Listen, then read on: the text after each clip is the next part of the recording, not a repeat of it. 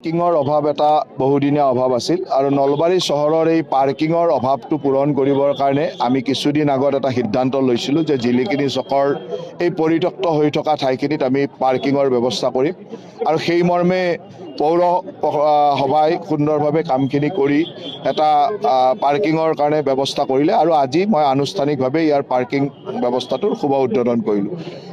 ইয়াৰ লগে লগে ওচৰতে যিটো ট্ৰেভেলাৰ ষ্টেণ্ড আছিল এই ষ্টেণ্ডটো ইয়ালৈ আহিব আৰু হাজো ৰোডত যিসকল লোকে বিভিন্ন কাৰণত বজাৰ সমাৰ বা বিভিন্ন কাৰণত আহিলে ৰাস্তাতে পাৰ্কিং কৰিছিল সেই পাৰ্কিং কৰা মানুহখিনি ইয়াতে আহি গাড়ীখিনি পাৰ্কিং কৰিব আৰু মই ভাবোঁ যে এই পাৰ্কিং ব্যৱস্থাটো যেতিয়া সুন্দৰভাৱে হ'ব, ট্ৰেভেলাৰ ষ্টেণ্ডটো ইয়ালৈ আহিব, সৰু বৰ গাড়ীও ইয়াতে ৰখাব, তেতিয়া অন্ততঃ হাজো ৰোডৰ যিটো যান জঁটৰ সমস্যা আগতে হৈছিলে পাৰ্কিঙৰ কাৰণে, এতিয়া ৰাস্তাটো যথেষ্ট বহল হ'ল।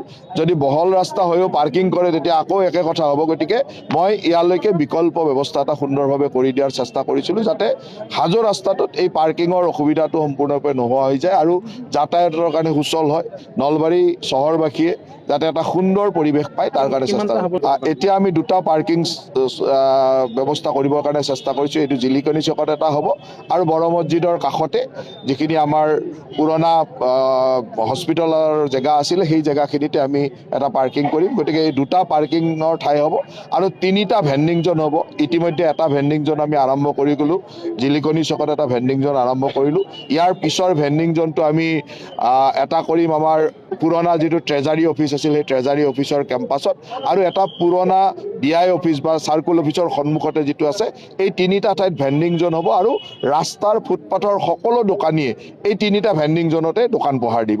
ৰাস্তাত কোনো ফুটপাথত দোকান নিদিব, সকলোৱে তাত দিব যাতে সুন্দৰভাৱে ৰাইজৰো সুবিধা হয় তালৈকে গৈ নিজৰ বস্তু ক্ৰয় কৰাৰ।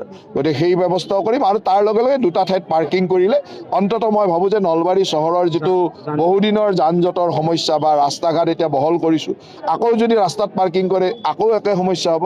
এতিয়া ৰাস্তা বহলীকৰণৰ লগে লগে এই পৰিকল্পনাও লৈছোঁ, তাৰ লগে লগে ৰাস্তাত দোকান দিয়া বা ফুটপাথত দোকান দিয়া লোকসকলৰ বিকল্পও আমি কৰি দিছোঁ, ৰাস্তাত পাৰ্কিং কৰা মানুহৰ বিকল্প আমি কৰি দিছোঁ। গতিকে দুইটা বিকল্প কৰিহে আমি ৰাইজক অনুৰোধ কৰিছোঁ যে এইখিনিত সহযোগ কৰে।